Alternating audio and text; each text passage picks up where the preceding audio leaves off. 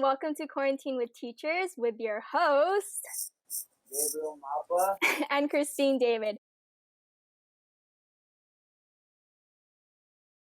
This year, we have a new segment where we just catch up with our teachers and we talk about our quarantine lives, spill some tea, and just see how our quarantine lives are doing over video chat.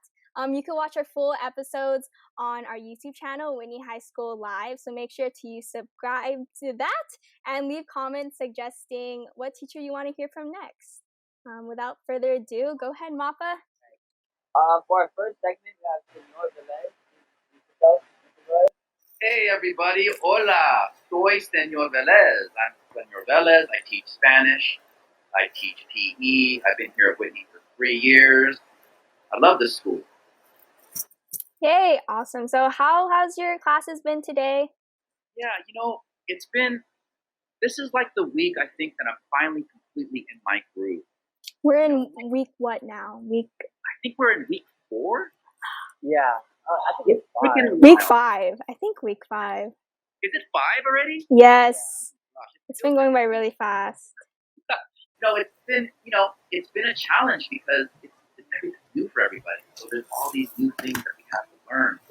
I heard a teacher say that it's like no matter how long we've been teaching, today is like the first year. So we have to learn all these new things and just kind of adapt. And that's what we all have been doing. But what's really good is, like I said earlier, this is where I finally feel like I'm in my groove. And I'm certain a lot of teachers are feeling like they're in their groove now. And we have that routine now. We know some of the ins and outs. And it's really refreshing and actually really just like comforting. Yeah, we could do this and we're doing it good. Doing it well. Sorry, proper English. We're doing it well. Awesome. Alrighty, so obviously as a teacher, you would have never thought that you would have to teach your students virtually and have to look at them through a camera. So how has your teaching differed from when you're in class? I am actually in class now, and I try to make it as similar to a regular school year as possible, and that's why I'm here. And at the same time, I just feel more comfortable in my classroom. I have my space. I really make use of my whiteboard. For example, I play these videos, educational videos. I use them for whiteboards to write on over here. And I just kind of, like I'm doing now, I bring my computer around. I sometimes hold it. I have a podium here if I wanted to stay still, and I write on the whiteboard. I try to imagine that the students are in the classroom, and that makes me feel comfortable. And hopefully I bring a class to the students where it's kind of a relatively normal school year. Mm-hmm. So this year you have 4 Spanish classes and 2 PE classes. So I'm assuming that every class is a different experience. So how are your students doing on your They're enjoying it. It's working for all of us for what it is. I do notice that very first class, though, the students are a little tired. They're like rubbing their eyes, We all are, though, right? Because you could just kind of roll out of bed and boom, you're in front of the camera. But it's working out pretty well, I think. All right. Following the question I just asked previously, how is it regarding participation, especially because you're not in contact with the students? So how does that go online? Yeah, that's probably one of the most challenging parts, but we're making it work. I'm a big proponent of unmuting. I want to hear students, even if it gets a little chaotic sometimes. That's okay. It's better than just watching students and just not hearing anything. So in the beginning of every class, I have a little segment where let's talk.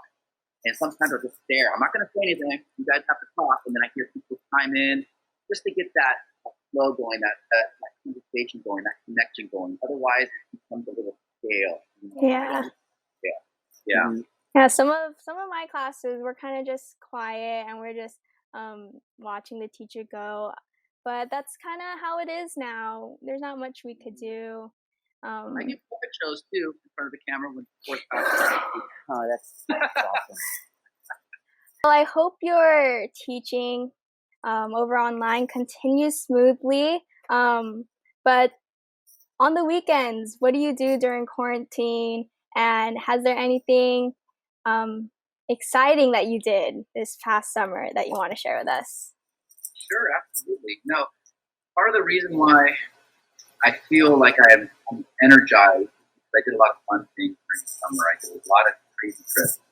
I like to go overlanding on my truck, going through mountain roads, places where most people can't get to. I took a lot of film and footage of it.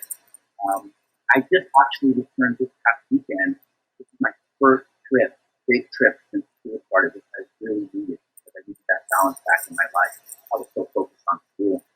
But it really re-energized me because I took Destiny, a buddy of mine, a friend of mine, who took Destiny to Catalina Island, Newport, Catalina Island, and we found this beach out there where we slept on the beach and we just snorkeled, crystals, and we had a really good time. So now I'm feeling like I'm especially in the groove because I needed that balance. I needed that something different in my life to be energized and charged.